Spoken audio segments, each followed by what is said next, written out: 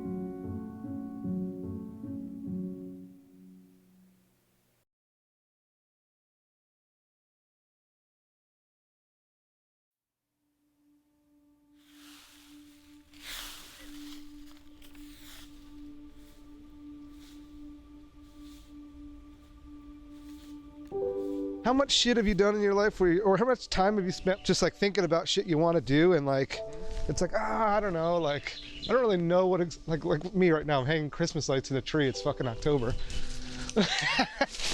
Anybody can do whatever they want, but so many people are like, kind of constrained by their own like mentality of like, oh man, you know, it's like figuring out more reasons not to do shit than there is to do shit.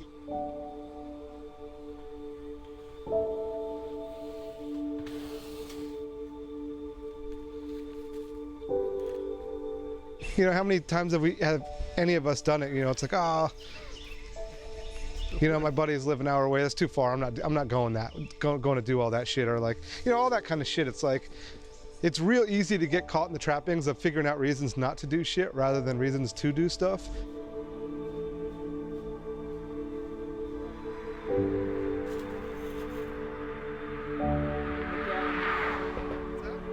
When you want to do something bad enough, all those circumstances don't mean shit. You're like, yeah, dude, like, we'll do whatever it takes to get from upstate New York to England to France, you know, end up sleeping on the beach on the Mediterranean Sea and get home, you know? And it's like, none of us had money and we did that shit, you know? And that shit was fucking cool.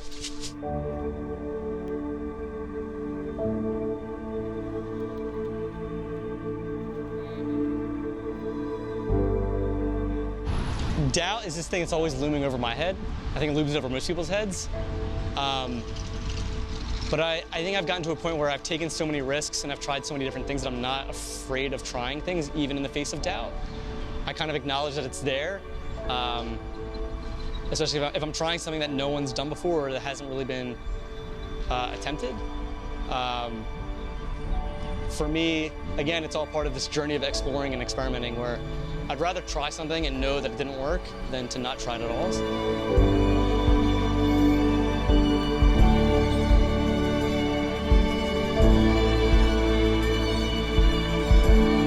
I try to be very optimistic about things, whether it's fear or doubt or failure. If I have doubt about something, it means that I'm worried or I'm concerned, and it forces me to think about where that feeling is coming from. And that gives me some sort of insight in terms of how do I actually conquer that fear or that doubt. So just recognizing that it's there means that I'm on the verge of something that has potentially a good payoff in terms of succeeding, however you want to measure it. I think once you start breaking problems down into piecemeal things, it becomes more tractable. And once you're able to like deconstruct things and approach them that way, like the biggest problems are reduced to small things that are much more attainable.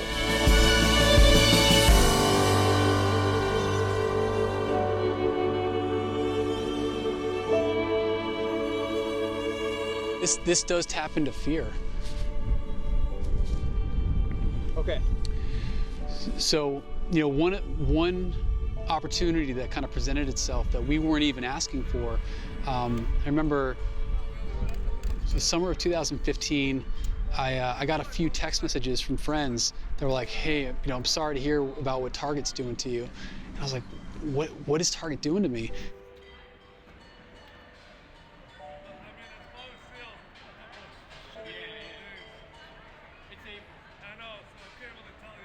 I looked online and saw that they had partnered with a New York designer to create what they called was local pride. And it was like their Boston-centric line of inexpensive t-shirts that honestly looked like it could have all been pulled out of the SULLY'S catalog.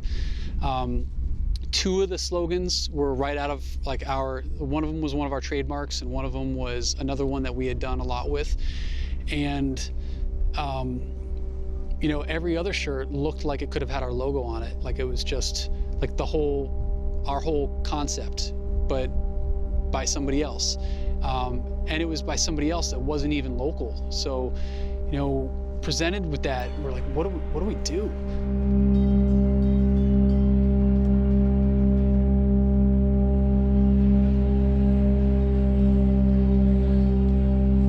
I mean, do we sue Target? Do we take out, do we send them a cease and desist? I mean, I know Target usually cycles through things pretty quickly, so by the time they even have to respond to this, maybe it's gone, and the damage is done. So I decided to take out an open letter in the newspaper to Target. It was expensive, and it was probably the most expensive print ad we had ever done as a brand, but we took out a full page, big full page ad in the Boston Herald, which is the second largest newspaper in Boston. And we wrote a very, respectful toned letter calling out Target. I mean, are you not even familiar with the Boston-New York rivalry? Like, how do you hire a New York designer to, basically co-opt what is already being done in Boston and then sell it, to Boston fans, and call it local pride? Like it left a really bad taste in our mouth, outside of the fact that, some of our designs were, had kind of been co-opted.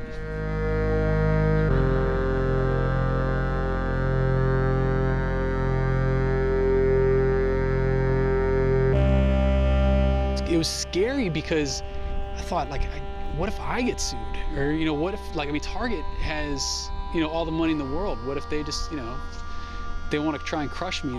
They certainly, I don't know, maybe it could be spun in a way that made me look bad. So I didn't know what to expect, but I thought, this is kind of the guerrilla marketing side of me that kind of came out. And I said, screw it, we'll take it out and we'll print the ad and see what happens.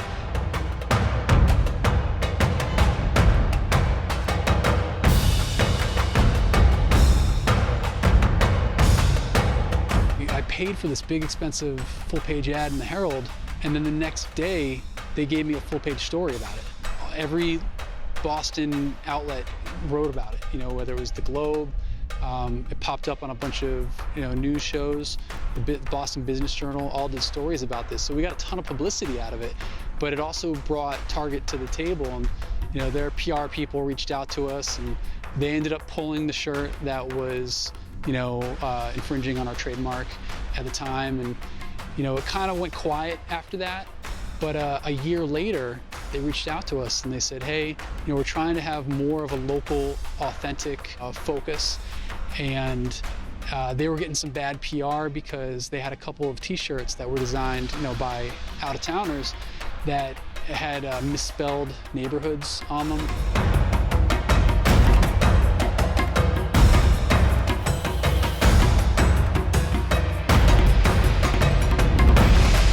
They realized, let's have somebody that's local, that's doing this, kind of team up, and within a year, we were in 15 Target stores around Boston, and it was one of the biggest opportunities that we had had as a brand. And I think we were given that opportunity because I took the kind of scary risk of calling them out with a pretty in-your-face ad.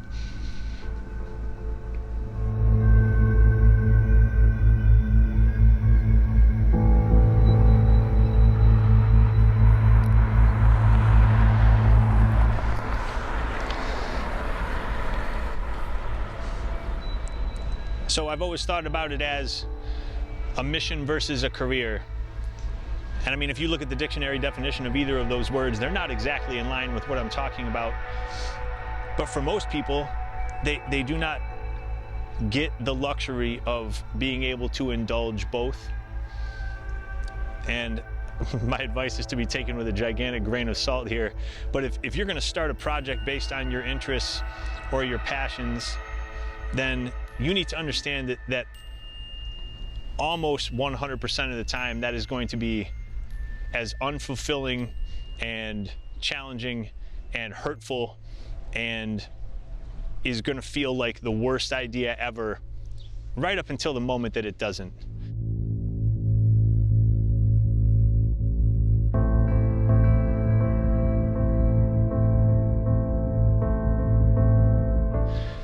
And a career is different than that. You may know from the outset that it's the wrong choice for you, but you may also either not have the aptitude or, I don't know, foreshadowing or sometimes even just the guts to walk your own path. There's days that I definitely romanticize that, because when no one is cutting you a paycheck and the people helping you are helping to a certain degree, but essentially it's your mission, so they can't see exactly what you're seeing. It gets a little bit confusing and murky sometimes, but never for one moment have I ever thought I would have rather just gotten my ticket punched.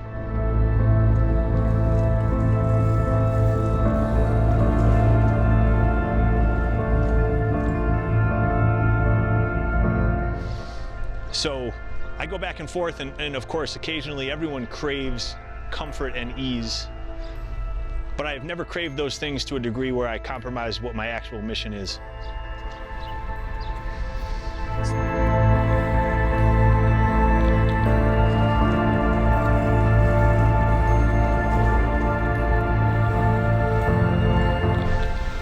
Yeah, sometimes it's pretty frustrating, like not having lady in the crosswalk, she's psyched. Don't get run over. You're in a vehicle, eat shit. Fucking pedestrian, give her some slack. Fucking, where was I with that? I don't know what I'm talking about. Well, it's like, you know, there's like I said before, there's like no handbook for any of this shit. You know, there wasn't anyone to tell you how to like follow your dreams or chase your dreams, or that your dreams were even relevant or worth fucking pursuing. From day one, like we were all being sort of groomed to just be a part of this system with loans and credit and education and workforce and, you know, the rat race bullshit. And it's, you know, if you step outside that, you like really, you have to just figure it out. And like, you're not going to figure out anything by just thinking about it. You have to do it.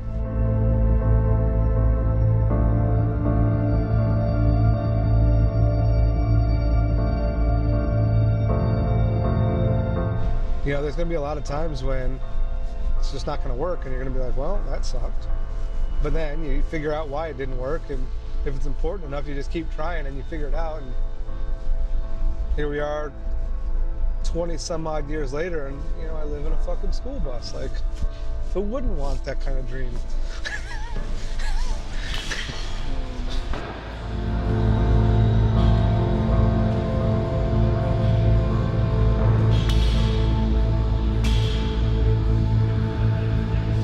Most of the stuff that we use in training people or communicating with people in general comes from what I've applied to myself, or concepts that I try and think about for myself. And one thing that hits hard is don't pre-engineer failure.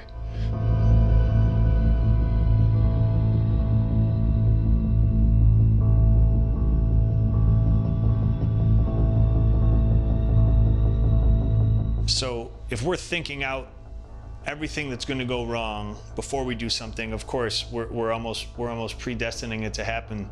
What we instead encourage people to do is realistically view their strengths and weaknesses.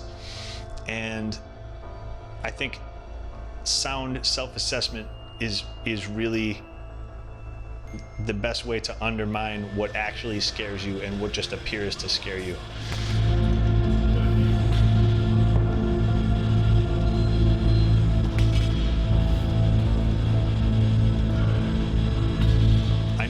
been able to distill down what it is about something that actually throws me off, all of a sudden it just starts to make way more sense. It starts to seem way smaller of a dragon. The concept of fear and doubt are ever present, but if they're handled right, they're extremely useful, and if handled correctly, they're also extremely cooperative. So, in short, I guess I try not to let any of that stuff get ahead of me, because in the things I do and the people I'm around and the worlds I'm in, if I let them get ahead of me, we would get nowhere.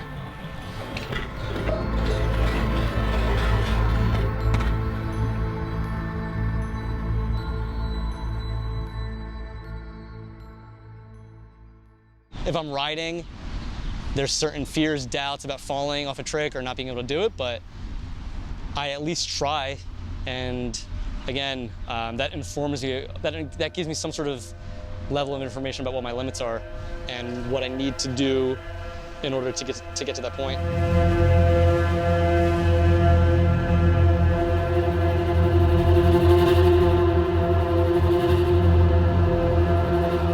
You have to learn the ride-in for the trick, you have to learn the actual the trick itself, and then you have to learn the ride-out. And each of those, those 3 steps each have their own little bits and pieces. So sometimes learning a trick means starting from the end and learning how do you ride out of it, and then how do you learn the ride-in, and then how do you learn the middle part of it.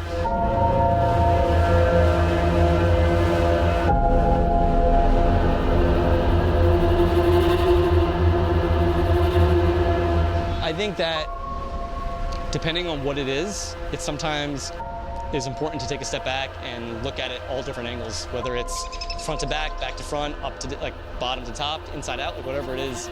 I think it's important to try different perspectives.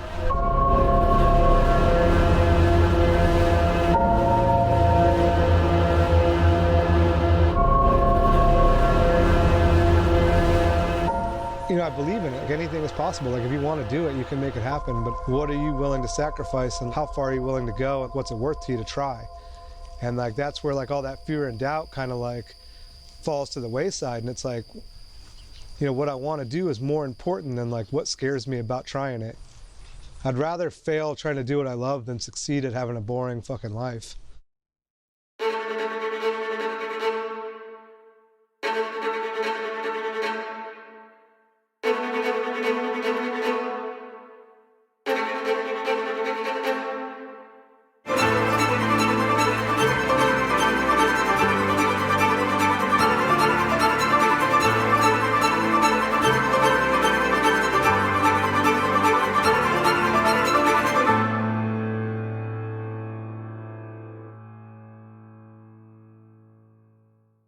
I think if you're involved in like any kind of subculture, it's like in your DNA to like not take the easy route, It's like the challenges kind of like help define the whole journey. It makes it like, fuck, train coming. That was almost a good one too, huh?